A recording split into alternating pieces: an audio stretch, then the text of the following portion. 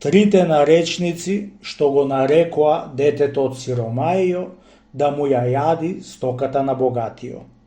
Чита Александар Станојков.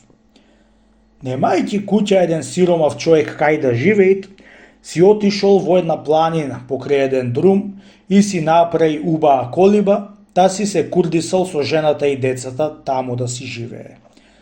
Некој си многу богат човек патувал и го стемнило баш во тоа место кај што живееше сиромајо.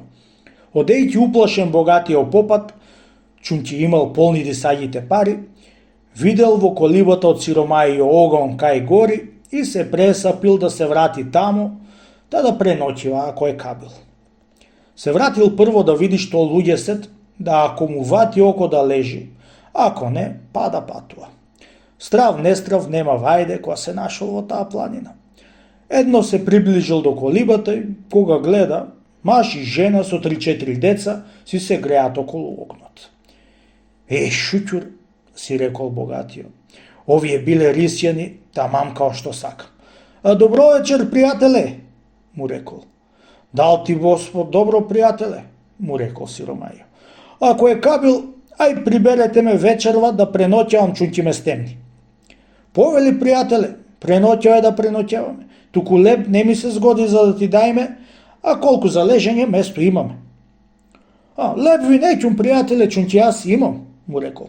Само да лежам, лели ме кабулите, многу ќе ви се заблагодарам. На тоа згора растоарил коњо и си внесол плячката в колиба, си врзал коњо пред колибата и седнал до огно да се почини да се огреи, чунќи било бајаѓи ладно. Извел од дисаѓите леби друго што имал, та се навечерал заедно со нив. Зар Господ те прати, чорбаџи, оваа вечер да дојдиш при нас со дари бериќет на треќата вечер од машкото ни дете што се роди некни, и оваа вечер му е треќата вечер. Да Белти ќе биде тоа барем со некој късметарен и да не се мачи како што се мачиме ние. Ишала, Белтим ќе е за Ирлија и дај Боже да ви е късметлија, му рекол. Седеле што седеле и дошло време си легнале сите да спијат, си легнал и чорбаџијата. Сите си заспале, само богатиот не можел да заспие, чунќи се туку се бојал од сиромајо да не нешто го убие ноќта и да му земи парите. Тамам направа полноќ туку му дошле наречниците да му наречуваат късметот на детето од сиромајо. Што велиш, сестро? Е рекла првата на другата. Што да му пишеме на ова дете од овој сиромав? Што късмет ќе му пишеме? Рекла другата. Да му пишеме до 40 дни да си умри и да не се мачи као татко си. Ете тоа да му пишеме, сестрица. Ами нечи ни да биде живо и кога ќе порасти момче за женење, да му ја земи ќерка му на овој чорбаџија што го донесол пато и дојде вечерва као овој сиромав? Му насипет, арно велиш, и така и рекла. Ај нека така биде. И отвориле тефтерите и така пишеле. Зет да му биде на богатио и сета стока да му ја јадите. Сето тоа што се рекло од наречниците чул чорбаџијата и голема мака му паднало, та дури се раздени, око на око не беше клал. Само седел и мислел како да му направи на детето, та да го сотри и да не му јади стоката. Ќе биде и ќе остани детето од овој колибар, да ми биде зете да ми јади стоката, дори јас ќе му светам маслото. Се разденило утрото и почнал богатиот да се готви за одење и му рекол на сиромајо и на жената му. Абре, пријателе, ај дајте ми го дете о мене да си го посинам, чунќи немам челат, а стока ми дал Господ Туна и Сава. Ете, вие си имате 4, нека ви се живи. Бре, брате, му рекле, кој татко и која мајка си дават челата, макар и многу да имат, да и ние да си го дајме. Кога чул тој збор чорбаџијата, измисли со пари да и кандиса и да му го зема. Вистина, никоја мајка не си дава челата, ама као кај мене секоја го дава. Чунќи, еве ќе ви давам 100 алтани да си одите в град и да си купите куќа, та да живеете и вие раат и детето уште пораат у мене да живеете. Која чуја тие збори од богатија и која видоа 100 алтани, кандиса и го завила во некое парталче, му кладе една смокова врака да си држи в уста и му го дала на чорбаджијата да му биде за син.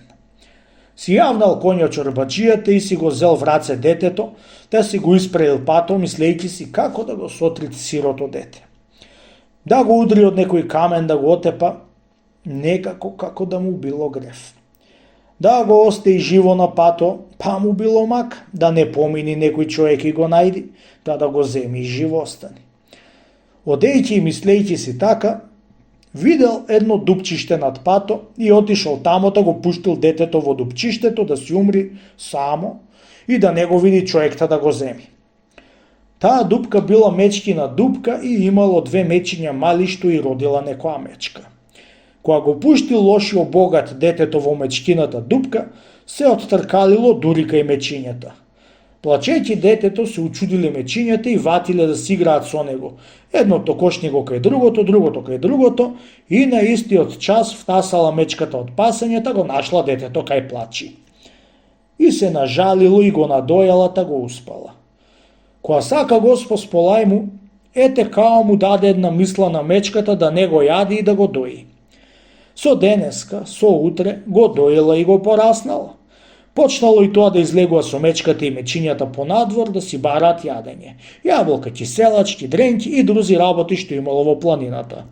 Качувајќи се детето да бери јаболка и дренки, го виделе козари, јагленари, дрвари кај што берело, да се зачудиле од каде е тоа дете голово со мечките да оди низ планина. Почнале да му бараат траго кај се крие и кај живее. Денеска, утре, го видоа кај што влезе во дупката и се созборува да го ватат. Се собрале еден ден мнозина селани, се обружале кој што имал и се скриле околу мечкината дупка да го чекаат и да го ватат. Излегувајќи мечката од мечкината дупка, излегло и детето. Таман го виделе и му се пуштиле селаните да го ваќаат, тоа бегај тие трче, а ќибет го ватиле и го однесле в село. Кому да го даат? Кому? Нашле му насипте и го даат на една вдојца што немала челат. Си го зела таа и си го изгледала, дури станало момче за работа и го однесла в град да го главила при некој голем трговец. Ами како му е името, бабо? Ја прашал трговецот на ова дете. Името му е Мечо, брате на детео. Чунти, ова дете го најдоа кај мечкината дупка со мечките да живеат. Та го ватија нашите селани и ми го дадоа мене да го изгледам. Чунти, од тоа си го крстив Мечо. Ете вака, пријателе. Си заседнал Мечо при трговецот бајајќи време и за да се исполни пишаното од наречниците, дошол еден ден чорбаджијата што го купи детето и го врли во мечкината дупка, да купува некоја стока од тој трговец, да седнал да прави тесап за стоката што ја купил. Оди бре Мечо да нарачеш едно каве за чорбаджијата, му рекол трговецот. Отрчал Мечо да нарача каве и чорбаджијата, како да се сетил за мечкината дупка што го врли детето, да го прашал трговецот. Оти го викаш калава Мечо, пријателе? Чудна работа со ова дете чорбаджи, му рекол трговецот. Еле, што чудна работа ако не ми кажеш, пријателе? Ба ти кажам, чорбаджи. Ова момче го најдоа в планина со мечките филјан селани кај што е мечкината дупка до друмо и го ватијата му го дадоа на една вдојца в село да си го гледа и си го изгледа. Та не да знаејќи му име, си го крстила Мечо. Ете, затоа го викаат Мечо чорбаджи. Која и чу богатиот тие збори, се уверил оти тоа дете е што го врлил тој во мечкината дупка и пресапил еден есап како да го сотри. Ќе те молам, пријателе, му рекол чорбаджијата, да ми го пуштиш калвава, да појди дури в село кај мене да ми донеси една книга од име голема иктиза. Пеќе чорбаджи, нека ти донеси, му рекол.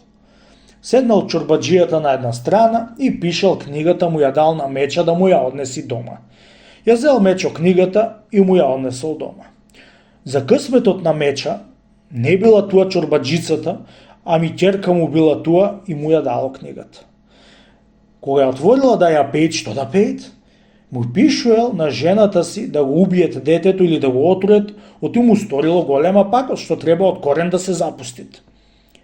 Кога виде тоа нешто ќерка му од богатио, многу го запизмила таткое и многу го замилувала меча, да помислила да си го земи и да се исполни пишаното од наречниците.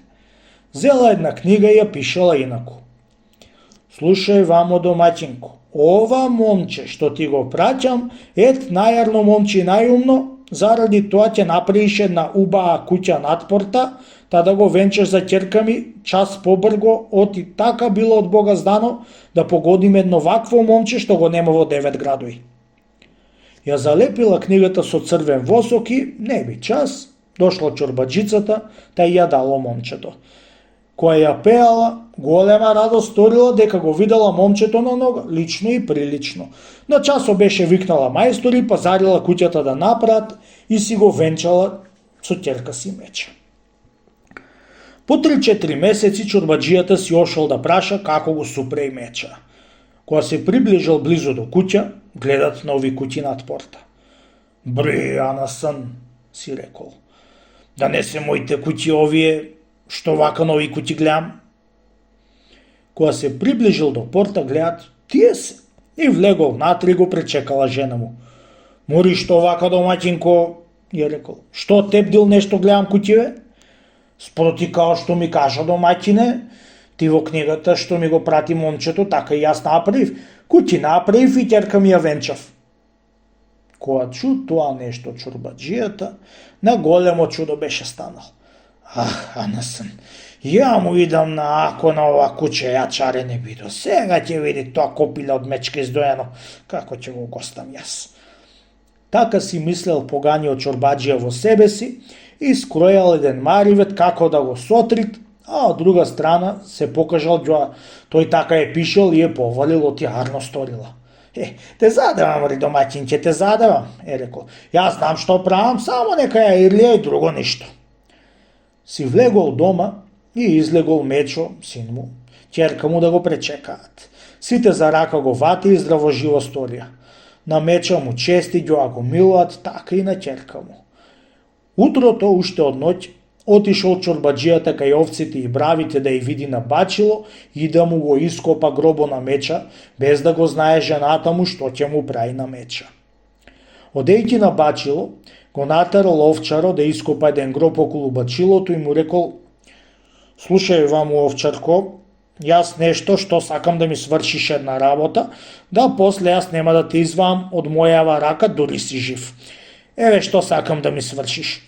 Утре рано ќе дојде едно дете да ти сака еден овен и ти да го отепаш и во гробо да го закопаш. Никому не ти треба да му кажиш, ни лук си јал, ни си мирисал. Разбра сега што ти реков? Разбрав, чорбаджи, и без друго ќе ја свршам таа работа. Така му рекол овчара. Си дошол дома чорбаджијата, та ја кандисал жената си да прават едни гости ѓоа како свадба, као првиче, за дека ќерка му ја мажеа и ја рече да го скорни утреден тазета си рано, да го пушти на бачило и да донеси еден овен. Утрото уште од темни зори, ошла во одајата да го скорни Меча, арно ама Мечо бил прегрнат со ќерка и се спијал. Постојала малце и не сторила кабул да го скорни Меча, ами отишла кај сина и него го скорнала, та го пратила да земи еден брав. Одејќи детето на бачило, едно дошло од овчара да му сака брав и едно го зел ѓоа брав да му дајт, го звекнал в тил со стапо и тука го одвлечкал кај гробо и го запретал внатре. Едно стана чорбаджијата од спиење и ја прашал жената си, али го пушти Меча на бачило да зема брав. Не го пратив Меча домаќине, чун ќе ми падна грев да го скорнам толку рано, му рекла. Детето наше го пуштив, тоа аз ли е вешто поеќе од Меча за набачило. Кога чу тој збор чорбаджијата, го изела змија и на часот беше рипнал, то отишол на бачило да види што направи овчарот.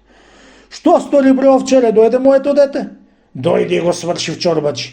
Браво, сарно си сторил, му рекол и се вратил плачејќи и шепотејќи. Проклети наречници, дали вистина ќе излезе вашиот збор, дали мојот ниет што сум сторил да не го остам да ми јади стоката. Едно дете од еден коливар, чекај сега што ќе му направам јас.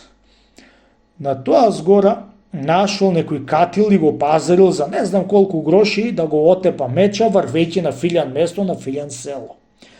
Слушај, вамо жено, и рекол на жената си, јас што сум намислил? Ќе појдеме во Филјан село на гости до вечера, арно, ама Мечо и ќеркани дека тргнат од сега, а ние вечерина ќе поиме. Арно, човеко, нека одат побргу. Ја викнала чорбаджицата ќерка си и е рекла да се промени и да одат на село заедно со Меча, да квечерина и тие ќе дојделе. Се променила и тргнале да одат. Одејќи и ватило горештината и се вратиле во некоја ливада под некоја ладна сенка да пладнуваат. Легнувајќи си Мечо и Мечоица беа заспале, што мрак беше и ватило. Арно, бидејќи близу било селото, па во муграта ќе отишле и си тргнале да одат. Во истото време чуле една пушка на патот да пукни и пукањето и било како во штица да удри. Не ќе биде на Арно оваа пушка, домаќинко, и рекол Мечо. Оваа пушка е како на човек. Одејќи попат за кај село, еве му ја мајка е на Мечоица, кај туку бега и плачи и се стреле на пато. Што бегаш, мури мајко? Ја прашала ќерка. Што нешто пати? Што ќе патам, ќерко, татко ти го отепа. Кој копа гроб друѓему, мајко, сам паѓа во него. Татко може да наставил некој човек меча да го отепат. Арно, ама Мечо се врати под сенка и Госпо го куртулиса, а пак татко што си бараше, тоа си најде. Тога ја кажала ќерка за книгата што ја донесол Мечо, заотипишувала Мечо да го отепа и сите работи веќе на мегдан излегле. Ете, о што нарекле на речниците, се бидувало.